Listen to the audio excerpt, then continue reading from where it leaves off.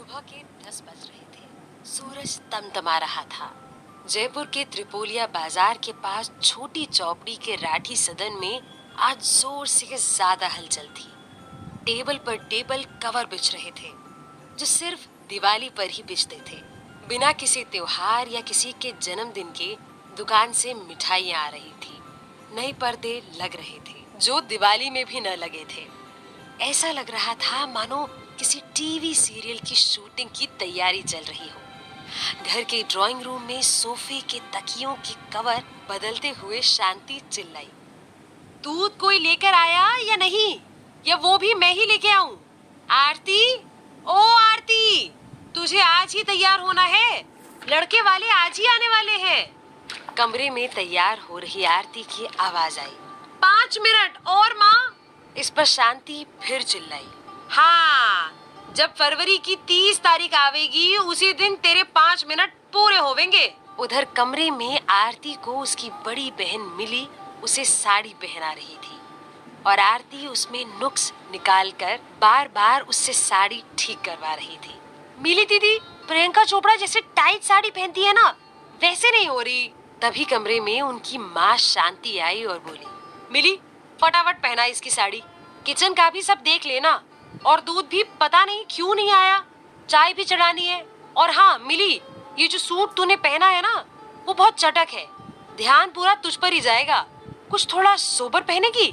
ये सुनकर मिली थोड़ा हड़बड़ा गई तो शांति ने उसे समझाते हुए कहा, वो लड़के वाले आरती को देखने आ रहे हैं ना।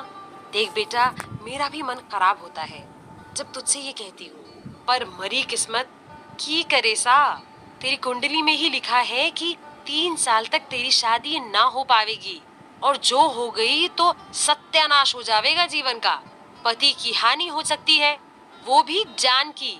क्या करूं बेटा? मिली ने उनके कंधे पर हाथ रखते हुए कहा, नहीं माँ, मैं समझती हूँ, तुम क्यों बुरा मानती हो, तुमने कभी फर्क किया ही नहीं हम दोनों में, और आज आरती का दिन है, उसे चमकना है, मैं कुछ और पहन लूंगी। शांति ने उसकी बलाई लेते हुए कहा, फर्क तो है तुम दोनों में, एक ये झल्ली सी, और तू मेरी अच्छी बेटी, मेरे बिना कहे ही सब समझ जाती है। उनकी बातें सुन आरती ने मुंह बना लिया, जिसे देख शांति ने हंसते हुए उसके सिर पर हल्की सी टपली मारी और वहां से चली गई। उनके जाते ही आरती ने मिली से पूछा, दीदी, तुम्हें सच में बुरा नहीं लगा? मिली ने भी उसे साड़ी पहनाते हुए ही पूछा, बुरा? किस बात का? इस बात का कि मेरी शादी तुमसे पहले हो जाएगी।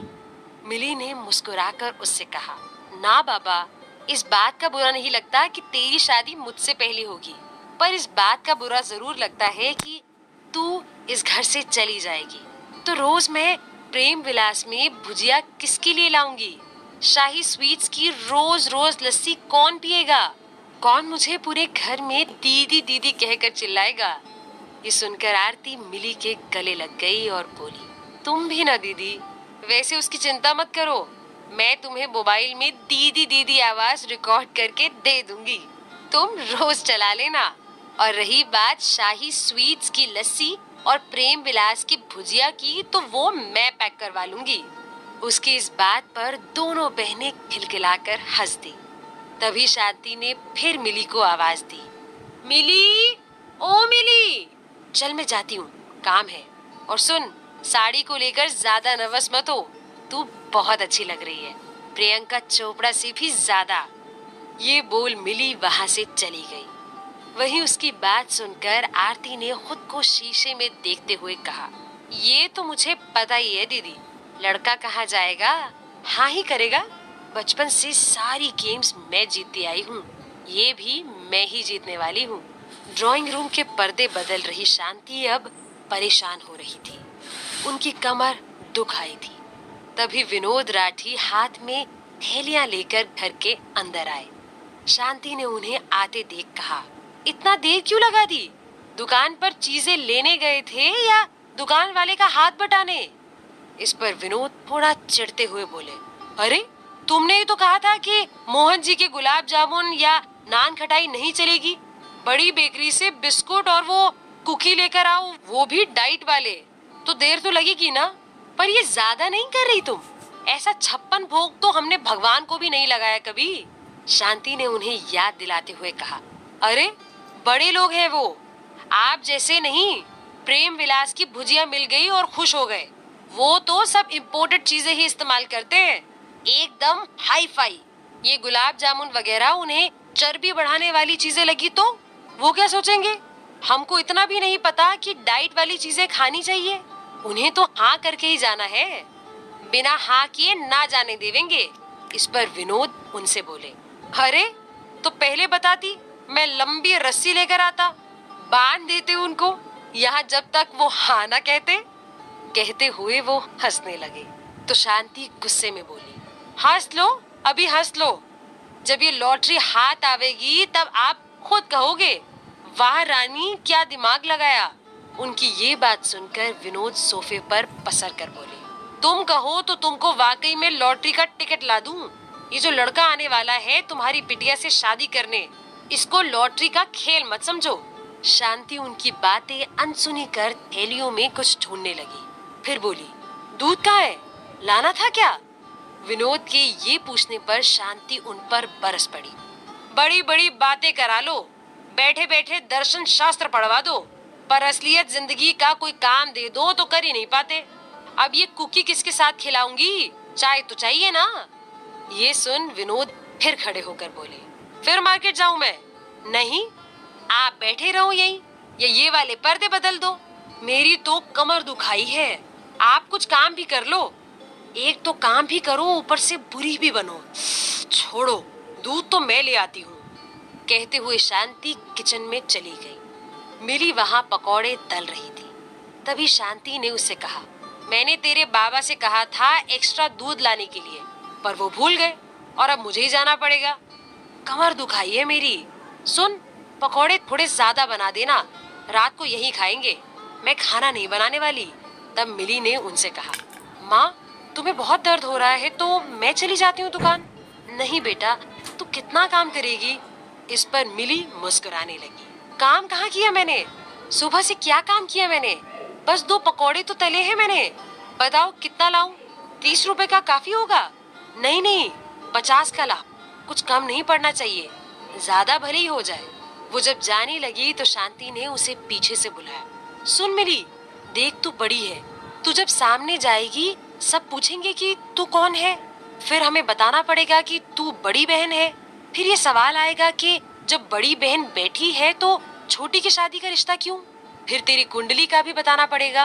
और आजकल तो लोग बड़े शकी हैं, कहीं वो आरती की कुंडली पर भी शक करने लगे तो हम ये कह देंगे कि तुम छोटी हो। नहीं, ऐसे झूठ बोलना भी, पर क्या करें? ये सब सुनकर मिली हिचकिचाकर बोली, नहीं माँ, मैं सामने ही नहीं आऊंगी, तो झूठ भी नहीं बोलना पड़ेगा। शांति फिर उसकी बलाइयां लेती हुई बोली, हाँ बेटा ये ठीक रहेगा। कितना सोचती है तू। भगवान करे तेरी दशा वशा सब खत्म हो जाए और तुझे भी हीरे जैसा लड़का मिले। मिली मुस्कुराकर वहां से चली गई। वो अपने घर के पास दुकान पर दूध लेने पहुंची तो दुकान पर बैठे भैया ने पूछा, बहन के लिए रिश्ता आ रहा है ना? मिली ने मुस्कुराकर गर्दन हाँ में हिलाई। भैया ने उससे पूछा, अच्छा है, बहन की तो हो जाए। तुम आज छोटू को पढ़ाने आओगी? छोटू वहीं बैठा मोबाइल में गेम खेल रहा था। नहीं भैया, आज नहीं आ पाऊंगी। ये सुनकर छोटू की बत्तीसी वाली स्माइल आ गई और वो धीरे से बोला, यस। ये देख मिली दबी हुई हंसी हंसी और बोली, पर कल क्लास होगी और टेस्ट भी होगा। टेस्ट का नाम सुनते ही छोटू का मुंह थोड़ा उतर गया। मिली घर जाते वक्त सड़क के किनारे बच्चों को खेलते हुए देख रही थी। उसे अपना और आरती का बचपन याद आ रहा था। कैसे हर बार उसके रूठने पे वो उसे मनाती थी, चाहे गलती आरती की ही क्यों ना हो। जब वो लुका छुपी खेलते थे तो वो जानबूझकर हार जाती थी ताकि आरती जीते। बचपन में आरती अपना चॉकलेट फटाफट खा लेती और उसे उसके हिस्से का चॉकलेट खाते देख उदास होती तो वो अपने हिस्से का चॉकलेट उसे दे देती। जब कभी आरती खेलते हुए कुछ तोड़ देती तो माँ की डांट से उसे बचाने के लिए वो इल्जाम खुद पर ले लेती। कितने नाजों से पाला था आरती को। जब वो ससुराल जाएगी तो खुश तो रहेगी ना। उसे सब वहाँ ऐसे ही रखेंगे ना जैसे यहाँ पर रखते थे। कितने सारे ख्याल मिली के मन में चलने लगे। फिर खुद ही अपने सवालों का जवाब देते हुए खुद से बोली, अरे खुश रहेगी, क्यों नहीं रहेगी? हमारी आरती भी कम है क्या? कितनी अच्छी दिखती है, बात करने में तो लाजवाब है, जब मूड में हो खाना भी गजब बना लेती है। यूं ही खुद से कहते कहते वो घर पहुंची। शांति दरवाजे पर ही उसका इंतजार कर रही थी। उसके आते ही वो बोली, जल्दी कर बेटा, वो आने ही वाले हैं, फटाफट चाय चढ़ा दे। और सुन, शक्कर मत डालना चाय में, अलग से कटोरी में लेकर आना। क्या पता वो बड़े लोग बिना शक्कर की चाय पीते हो। मिली हाँ में सर हिलाकर किचन की तरफ चली गई। शांति ने उसे पीछे से आवाज देकर कहा, और सुन, सूट भी बदल देना अपना, कुछ सोबर सा पहन लेना। वैसे तो तू सामने आने वाली नहीं, पर फिर भी अगर कुछ गड़बड़ हो जाए तो। मिली ने उन्हें यकीन दिलाते हुए कहा, हाँ माँ, मैं सब कर लूंगी, आप चिंता मत करें। तभी सोफे पर बैठे ये सब सुन रहे विनोद बीच में बोले, क्यों नहीं आएगी ये सामने, क्यों मना कर रही हो इसको? शांति ने चिढ़कर उन्हें जवाब दिया, क्योंकि मैं दुश्मन हूं ना इसकी। ये सुनकर मिली उन्हें टोकते हुए बोली, नहीं माँ, ऐसे मत बोलो, कोई दुश्मन नहीं है हमारा। और बाबा, ये ना हम दोनों की बीच की बात है, आपको नहीं पता। विनोद ने उसे समझाते हुए कहा, बेटा, अच्छा होने में और बेवकूफ होने में बड़ा महीन फर्क होता है। उनकी ये बात सुनकर शांति ने गुस्से में कहा, तुम भड़काओ मत मेरी बेटी को मेरे खिलाफ। उनका गुस्सा देख विनोद ने कहा, जाओ पहले देखो लॉटरी में जो नंबर निकाला है उस नंबर की पर्ची तैयार है कि नहीं, आरती तैयार है कि नहीं। हाँ, एक बेटी को दुश्मन बना दिया और दूसरी बेटी को पर्ची बना दिया मैंने। इतनी बुरी माँ हूं ना मैं तो, यही कहना चाहते हो ना आप? ओहो शांति देवी, कभी शांत भी तो रहो, अपना नाम सिद्ध भी तो करो कभी। मिली दोनों को टोकते हुए बोली, प्लीज माँ बाबा, आज के दिन तो मत लड़ो, वो लोग कुछ ही देर में आ जाएंगे और आपको ऐसे लड़ते देखेंगे तो अच्छा लगेगा क्या? शांति ने शांत होते हुए कहा, तू सही कह रही है बेटा, तेरे बाबा की बातों में आ गई तो बातों में ही रह जाऊंगी, काम धाम कुछ ना हो पाएगा। ये सुनकर मिली ने कहा, काम की चिंता मत करो माँ, मैं कर रही हूँ ना, अभी कपड़े बदल कर आती हूँ, फिर सीधा चाय बनाती हूँ, ठीक है? अब तुम मूड खराब मत करो और थोड़ा मुस्कुराओ। शांति मिली की बलाई लेते हुए मुस्कुरा दी। मिली कपड़े बदलकर किचन में चाय चढ़ाने चली गई। नया टी सेट निकालकर पकौड़े बिस्कुट सब कुछ प्लेट में निकालकर सजाने लगी। तभी बाहर गाड़ी की आवाज आई, जिसे सुनकर शांति चिल्लाते हुए बोली, आ गए लड़के वाले आ गए।